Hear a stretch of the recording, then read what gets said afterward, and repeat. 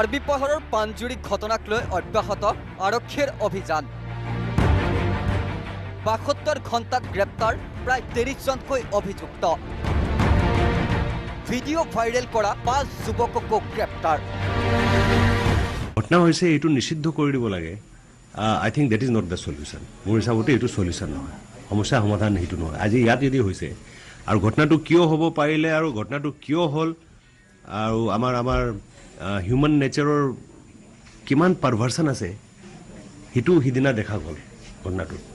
so আজি যদি suppose তেনে ধৰণৰ বা যদি ধৰক বেলেগ কিবা এটা ঘটনা বেলেগ কোনোবা এটা ঠাইত হ'ল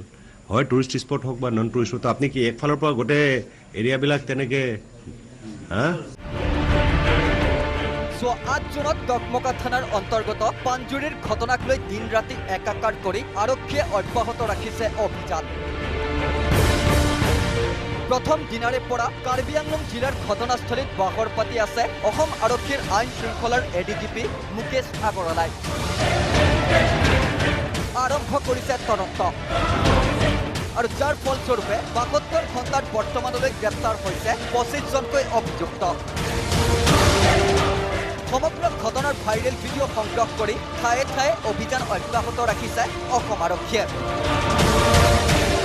শেহতীয়াকৈ ইনোচেণ্ট ইংতি প্ৰেম সিং ইংতি বিষ্ণুৰাম বড়ো পিলাৰচং ইংতিকে ধৰি চিকাৰী ৰংপি আৰু সুৰেন বড়ো নামৰ এজনকো গ্ৰেপ্তাৰ কৰিছে আৰক্ষীয়ে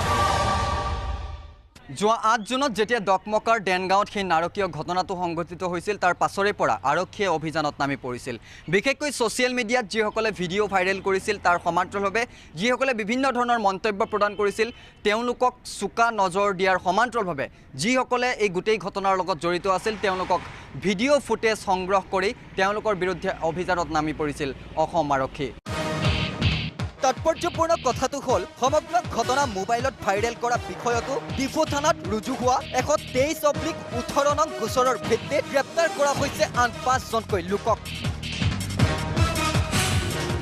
গ্ৰেপ্তাৰ হোৱা লোককেইজনৰ ভিতৰত বীৰেশ্বৰ বসুমতাৰী সিংথক ইংতি ধনী ৰংফাৰ পবিত্ৰ ৰংপিকে ধৰি টনি ৰংফাৰ নামৰ এই ৫ যুৱকে মোবাইলত ৰেকৰ্ডিং কৰা ভিডিঅ' ভাইৰেল কৰিছিল ছ'চিয়েল মিডিয়াত আৰু তাৰ পিছতেই বিভিন্ন অযুক্তিকৰ কমেণ্ট দিয়া হৈছিল ছ'চিয়েল মিডিয়াত উল্লেখ্য যে ডকমকাৰ ঘটনাত আৰক্ষীয়ে সাৰি যাব নিদিয়ে এজনো অভিযুক্তক আৰু এয়া হয়তো তাৰেই উদাহৰণ